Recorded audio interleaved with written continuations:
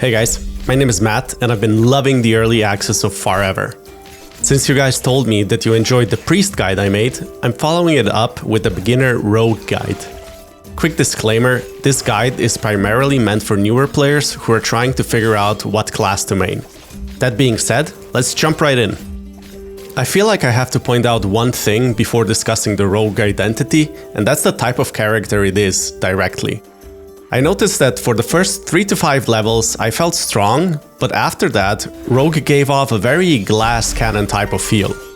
If I didn't hit my perfect blocks or CC the enemy correctly, I would just die. Rogue is literally the only class where I need to use food items regularly.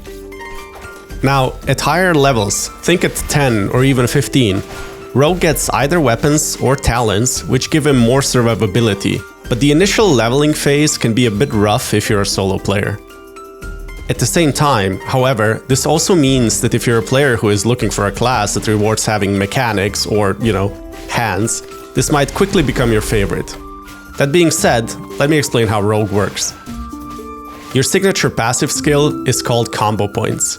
For anyone familiar with MMOs, this hits right at home as it's a classical builder-spender type of gameplay. You will get combo points by using your weapon skills, class skills, or even on the final hit of your basic attack combo.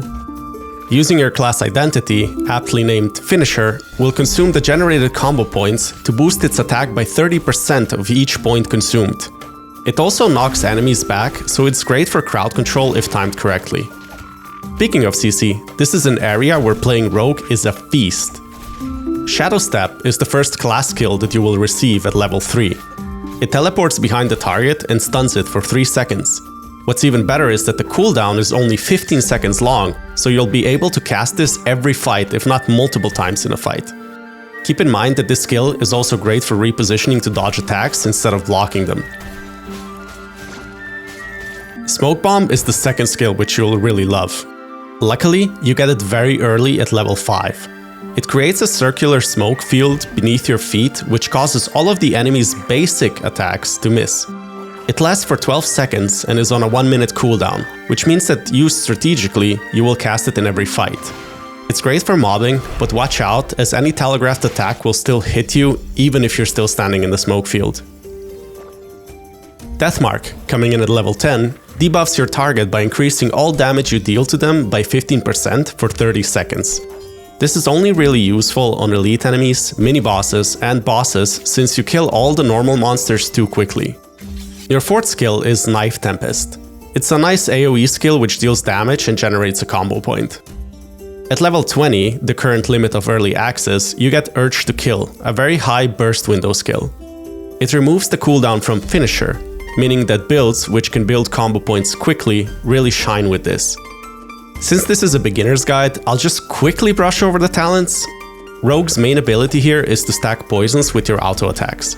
Depending which talent branch you choose, you can either build into more damage or more sustain, with the standout talent being Leeching Poison, which heals you for 20% of the damage that your poisons deal. Now, onto the weapons.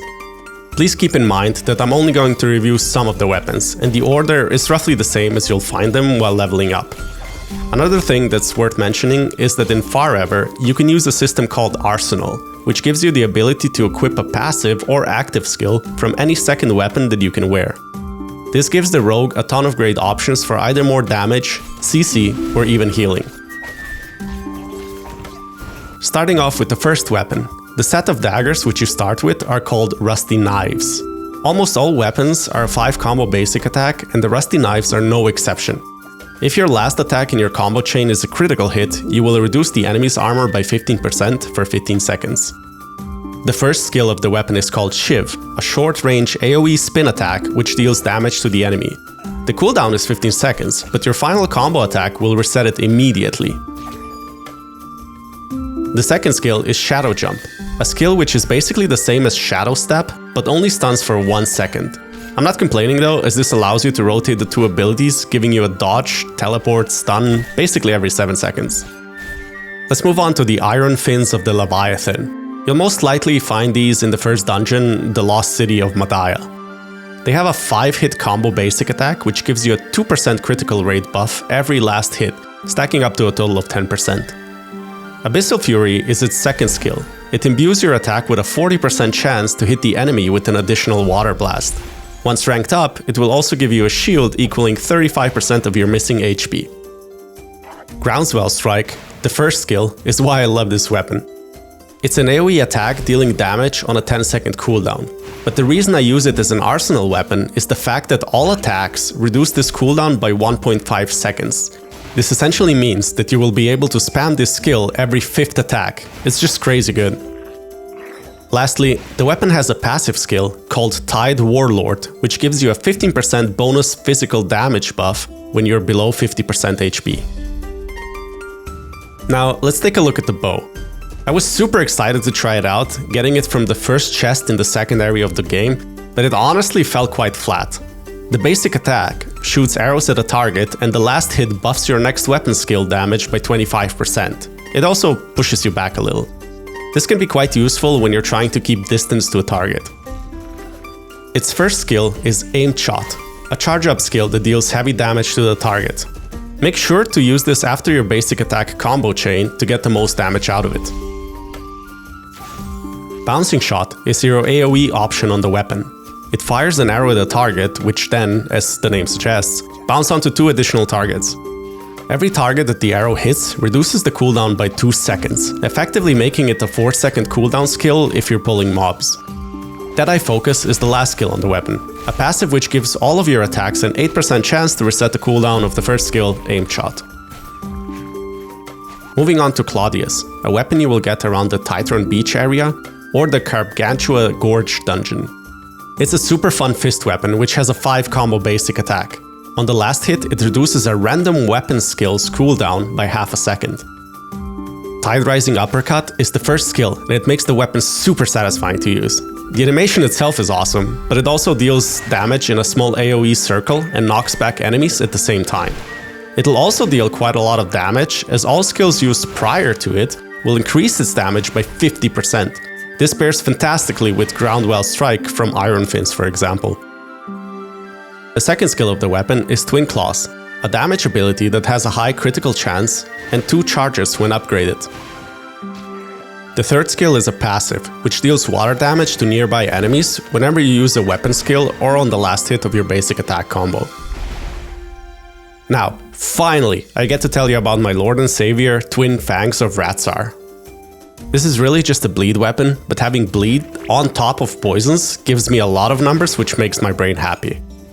It has a very cool 5-hit basic attack combo, but every time one of your poisons or bleeds procs on the target, it gives a 50% chance to increase the final hit attack by 15%, stacking all the way up to 150%. The first skill is Gaping Wound, dealing super high bleed damage over 8 seconds, which can also proc an additional physical attack when refreshing or applying new bleeds or poisons. It'll shred an enemy all on its own, but it does have a longer cooldown, coming in at 18 seconds.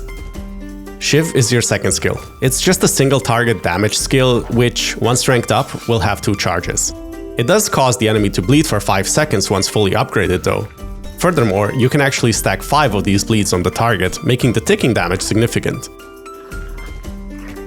Once you get to the B area, any of the open world chests or a dungeon boss can drop the Thornlace, a weapon that is super good in your arsenal slot as it proves some much needed self-sustain. It's also pretty cool in your main slot, honestly. The basic attack combo is again a 5-hit combo with the last hit increasing your critical chance by 2% up to a total of 8%. Flower Spiral is the first skill. It spins and deals damage in a close range to all enemies. The number of spins depends on the number of psychoactive petal stacks, which are generated automatically every 4 seconds and on the final hit of your basic combo attack. It is maxed to 6 though. The second skill is an active called Bloom. If you need additional sustain, level it up and put it in your arsenal slot. What it does is that for the next 4 seconds after using Bloom, you will heal yourself and your allies for 25% of the damage you dealt. Critical strikes will increase the duration by a quarter second, which is great if you're using it with poisons and bleeds, for example. It will also give you a 50% movement buff once it's leveled up, making repositioning easier. The cooldown is middle of the pack at 16 seconds, meaning it's not broken, but you'll be able to cast it regularly. Just make sure it's right before your burst window. The last skill is Nectar Infused Blade, a passive which slows enemies, deals damage on your auto attacks when the target is below 30% HP, and critical attacks even reduce the cooldown of Flower Spiral. There is another weapon which gives you a self-healing passive. It's called Cheese Moon. I received it from the Golem on the Mirandol Island in Prime Valley. The basic attack is a 4-combo move. The last hit will reset the cooldown of your first skill, Bone Throw, if it crits. Bone Throw does what it says. It throws a bone at the enemy, causing physical damage. It can then bounce to 2 additional enemies, causing them to bleed for 40% of the damage dealt over 8 seconds. Blood Rage Aura is the healing skill I was referring to earlier. It's a passive skill, which gives you and your allies a 5% critical chance buff, but it will also heal you for 10% of your max HP when you critical strike with a physical attack. It only has a 3-second cooldown, but Bloom is much better in comparison.